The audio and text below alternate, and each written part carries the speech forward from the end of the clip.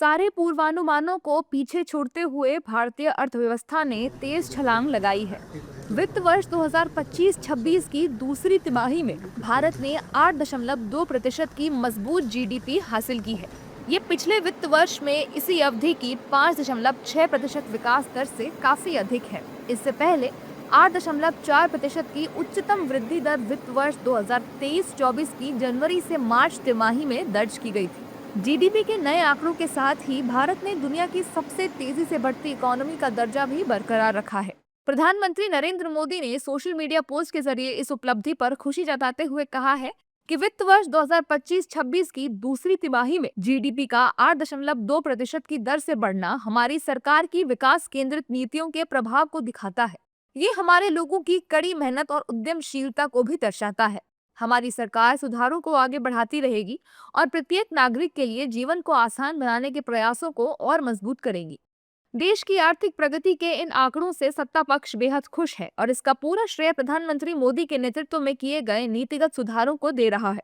8.2 growth rate GDP तो दुनिया के लिए एक मिसाल कायम किया भारत ने। मोदी जी के नेतृत्व में इतना शानदार जीडीपी अचीवमेंट जो मिला है वो हमारा देश के लिए तो अच्छा है और दुनिया के लिए भी बहुत अच्छा खबर है कि भारत का ग्रोथ इतना अच्छा हुआ है, इकोनॉमिक ग्रोथ। इसमें कोई शक नहीं है कि मोदी जी ने जो इकोनॉमिक पॉलिसीज अडॉप्ट करी वो बेशक हर सेक्टर में हो, वो डिफेंस में हो, रियल एस्टेट में हो, वो ट्रेड में हो, होटल्स में हो, ट्रांसपोर्ट में हो, उसका असर है कि आज हमारी इकोनॉमिक ग्रोथ हो रही है।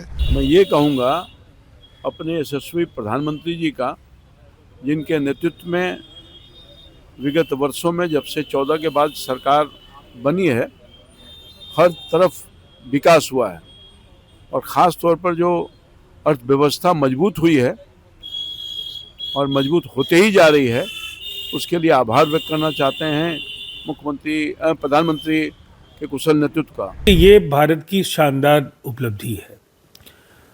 ट्रम्प टैरिफ का जो खौफ था, दुनिया की ज़्यादातर रेटिंग एजेंसीज भारत की अर्थव्यवस्था को स्थिर बता रही थी, लेकिन इतने अच्छे ग्रोथ रेट की अपेक्षाएं किसी को नहीं थी। लेकिन प्रधानमंत्री नरेंद्र मोदी जी के नेतृत्व में जो नीतिगत बड़े फैसले लिए गए, जो ढांचागत बदलाव और कई तरह के सुधारों को लेकर, कई तरह की रियायतों के साथ अर्थव्यवस्था एक मुकम्मल ऊंचाई पर पहुंची है। वहीं आर्थिक विशेषज्ञों ने भी इस उपलब्धि को बेहद महत्वपूर्ण बताया है और कहा है कि भारत ने जिस प्रकार हर सेक्टर में मजबूत वृद्धि दर्ज की है, वो दिखाता है कि सरकार की नीतियां जमीनी स्तर पर सही तरीके से लागू हो रही हैं। ये जो 8.2 बढ़ा हुआ है उसके कई कारण हैं। एक तो आप देखेंगे 24-25 में जो बेस रेट था वो लो बेस था, मतलब 5.6% था, और इस बार हम देख रहे हैं कि वो 8.2 हुआ। तो 44 लाख करोड़ समथिंग 24-25 में जो फिगर थी जीडीपी की 48.63, मतलब थोड़ा जो फिगर बढ़ा है वो बेस रेट के कारण थोड़ा परसेंटेज ज़्यादा लग रहा है। I should congratulate the finance ministry for coming out with policies which have been so effective in accelerating the GDP rate of the country, and the results are clear. This is in the backdrop of so much of geopolitical and tariff related tensions prevailing in the economy. So I congratulate the government, the policies of Prime Minister Narendra Modi ji, and it is a very positive development towards the achievement of Viksit Bharat in 2047. लेकिन विपक्षी दलों को GDP के ताज़ा आंकड़े हजम नहीं हो रहे हैं और वो इन पर सवाल खड़े कर रहे हैं। कांग्रेस और समाजवादी पार्टी का कहना है कि वास्तविकता में विकास नजर नहीं आ रहा है। महंगाई और बेरोजगारी लगातार बढ़ रही है। दुनिया भर के लोग, दुनिया भर की संस्थाएं और हिंदुस्तान के तमाम स्वायत्तशासी लोग कह रहे हैं कि पिछले 10 सालों में भारत के सांख्यिकी के आंकड़े जो है वो विश्वसनीय नहीं आ रहे हैं। जीडीपी बढ़ी है अगर, तो इसकी बधाई होनी चाहिए, लेकिन जीडीपी दिखनी भी तो चाहिए आम जनता में।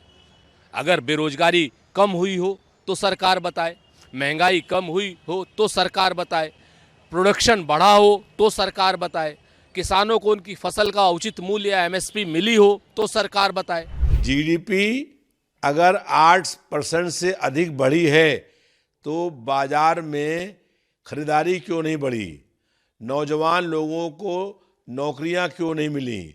महंगाई में कहीं भी कमी क्यों नहीं आई? और मार्केट में जो लोग खरीदने नहीं आ रहे हैं उनके पास पैसा नहीं है। गरीब और अधिक गरीब हो रहा है और मार्केट में खरीद करने के लिए उसके पास पैसे नहीं हैं। नौजवान लोगों को नौकरी मिलने के स्थान पर नौकरी से निकालने की कार्रवाई हो रही है।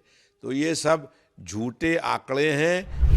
जाहिर है कि एक तरफ दुनिया के ज्यादातर देश मंदी की मार झेल रहे हैं। अमेरिका के टैरिफ के असर से दुनिया उबर नहीं पा रही है। चीन की विकास दर नीचे लुढ़क रही है। यूरोप की इकोनॉमी स्थिर बनी हुई है। ऐसे में भारत की ग्रोथ देश ही नहीं बल्कि पूरी दुनिया के लिहाज